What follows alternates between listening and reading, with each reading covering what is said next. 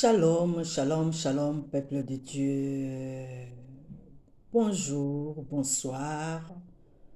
Ça dépend de l'heure où vous êtes connectés à mon message. Je vous salue tous au nom de notre Seigneur Jésus-Christ. Que Dieu soit loué, que Dieu soit béni, que son nom soit exalté.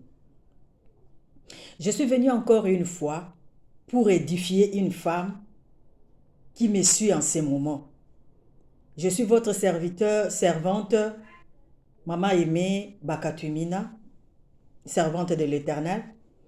Je suis aussi venue édifier une femme, parce que nous sommes toujours dans le mois de mars, où nous célébrons le mois de la femme. Oui, le monde a reconnu même qu'il fallait donner ce mois pour défendre le droit de la femme. Mais moi, je suis venue dans le Seigneur pour exhorter une femme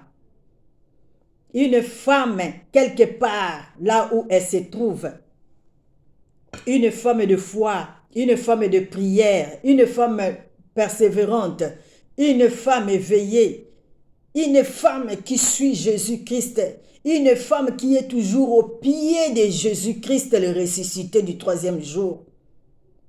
Je suis venue exhorter une femme qui ne sait plus quoi faire. Mais nous avons quelqu'un qui a honoré une femme. Nous avons quelqu'un qui a honoré une femme. Cette personne, c'est Jésus-Christ, le ressuscité du troisième jour. Cette personne que je viens de parler, cette personne que nous devons mettre au milieu de notre vie quotidienne, cette personne de Jésus-Christ, que nous devons marcher avec cette personne, c'est notre assurance. Amen. Il y a une femme qui me suit.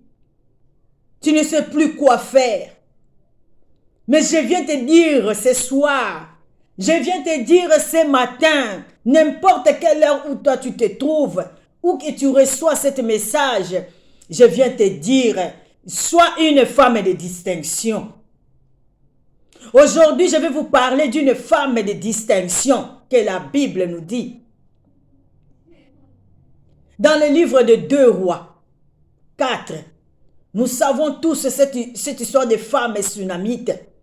C'était une femme, la Bible nous dit, une femme d'entre les femmes, de fils de prophètes, cria à Élisée disant, ton serviteur, mon mari, est mort, et tu sais que ton serviteur craignait l'Éternel.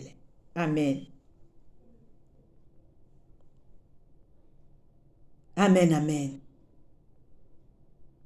Nous avons conçu dans le verset 10, il y a encore une femme qu'on nous parlait. Cette femme qui était d'entre les femmes, il a invité le prophète dans sa vie pour venir voir les difficultés qu'il avait. Il était aussi une femme de prophète. Malgré tout, son mari est mort. Il a laissé cette femme dans des problèmes. Mais cette femme s'est souvenue qu'il y a un homme qui peut l'aider. Malgré tout, le mari n'est pas là. Malgré tout, celui qui le supportait n'est plus là. Mais il y a un homme. S'il lui dit son problème, s'il expose son problème, cet homme répondra à ses besoins. Il y a aussi une femme. Dans le verset 10, qu'est-ce que la Bible nous dit?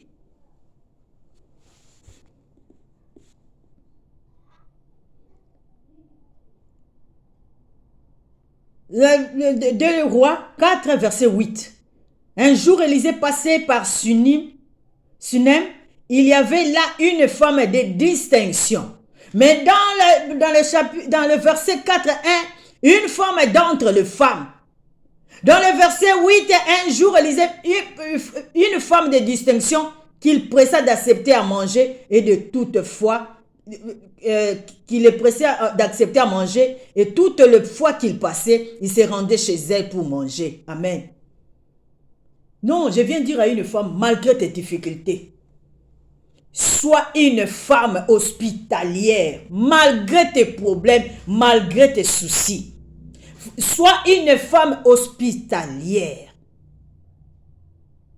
Aujourd'hui, je suis venue te dire d'une femme de distinction. Cette femme-là s'est distinguée. Il a vu l'homme de Dieu. Il a accueilli cet homme. Elle a appelé cet homme le Saint-Homme. Andimi na qualité à Saint-Homme. Il a dit qu'est-ce qu'il a dit à son mari? Qu'on devait faire dans une chambre haute arrangée. Une chambre pour le Saint-Homme de Dieu. Dans le verset 10, qu'est-ce qu'on nous dit? Qu'est-ce que cette femme dit? Faisons une petite chambre haute avec des murs et mettons-y pour lui un lit, une table, un siège, un chandelier, afin qu'il se retire quand il viendra chez nous. Amen, amen. Je suis venue dire à une femme qui veut être une femme de distinction, une femme qui veut être une femme au-dessus de toute autre femme. Accepte Jésus-Christ comme ton Seigneur et ton Sauveur. Sois une femme qui est stable.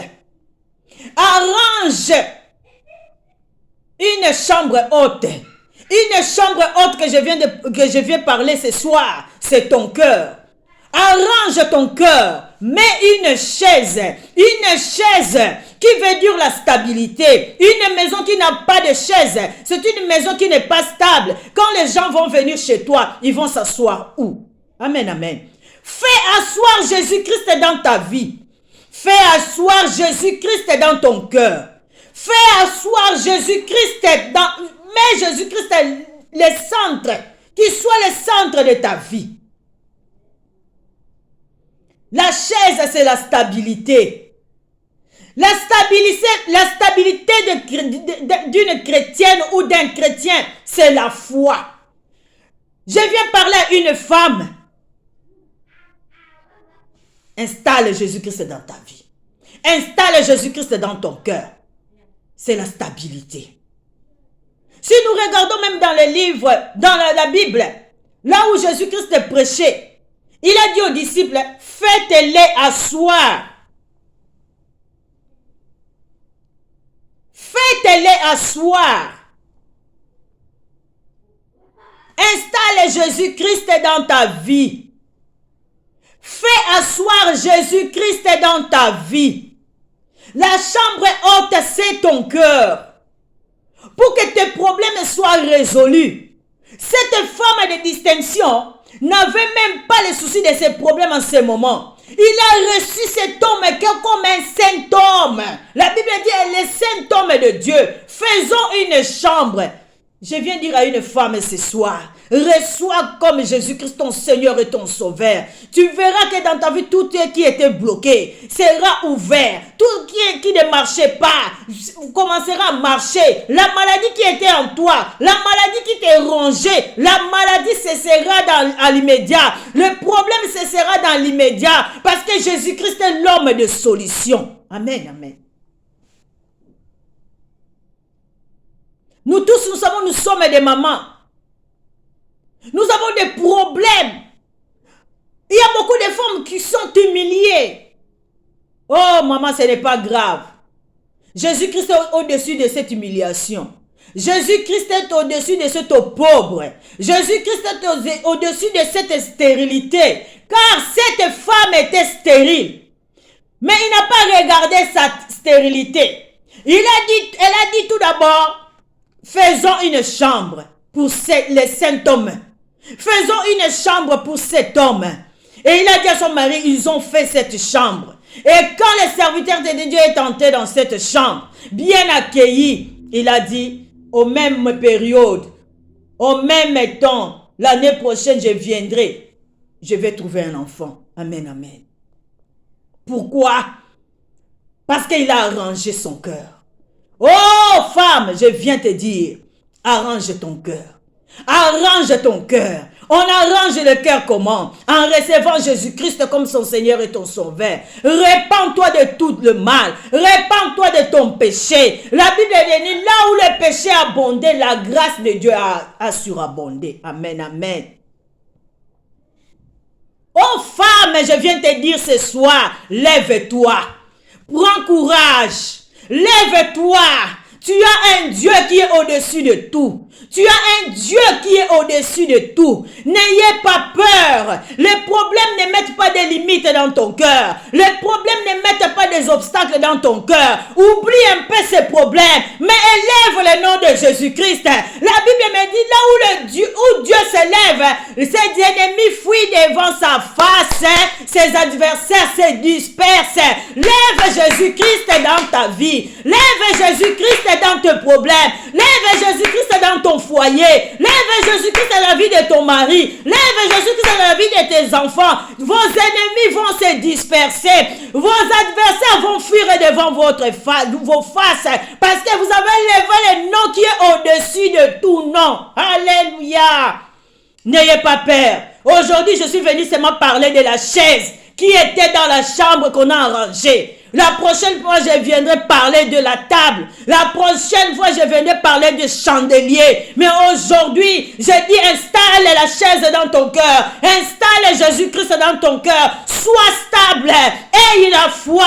La foi est au-dessus de tout. La foi est la clé de tout. La foi, c'est une chose qu'on croit, qu'on espère, mais qu'on ne voit pas. Mais on vit avec la foi. La personne qui n'a pas la foi n'est pas agréable à Dieu. En tout cas, cette parole touche une femme. J'ai dit installe la chaise dans ta vie. Installe la chaise qui est la stabilité.